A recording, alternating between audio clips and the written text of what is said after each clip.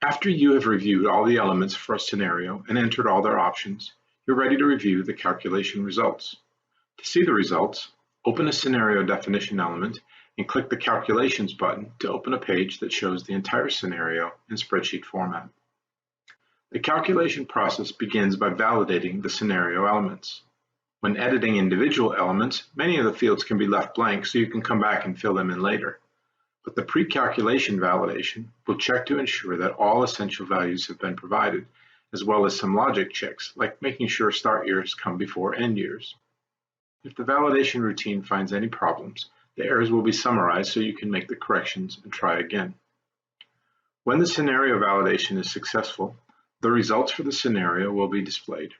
Watch the video on calculation results for details on how to read and understand the calculations table. The first detail to check is to see if there's a positive balance at the end of the plan. If there isn't, this indicates that further adjustments to the scenario are needed so that the savings last until the client's life expectancies are reached. To make these adjustments, close the calculations window and revise the plan elements as necessary, then reopen the calculations page and check again. Continue adjusting the elements until the calculations are acceptable. The calculations are always displayed one scenario at a time. To compare the results for all the scenarios in a single view, click the Graphs button to open the graph page. This makes it easy to see which scenarios deliver the best results. Like opening the calculations page, opening the Graphs page will also validate the currently selected scenario, as well as any other scenarios that haven't been validated since the last time they were edited. If the validations are successful, the Graphs page will be displayed.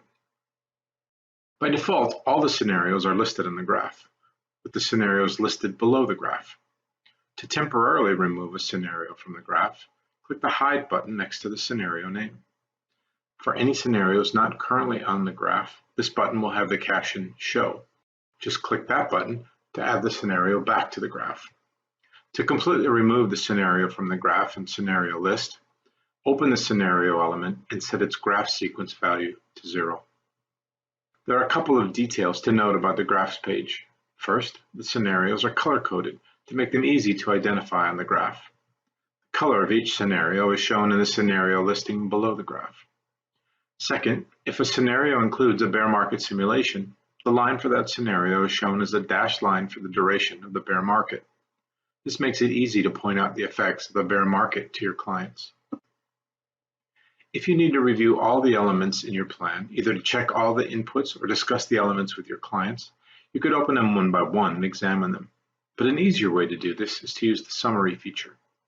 Open the Scenario Definition element and click on the Summary button in the toolbar. This will display a set of tables, one for each of the element types. You can then examine these tables to see all the elements and their settings on a single page.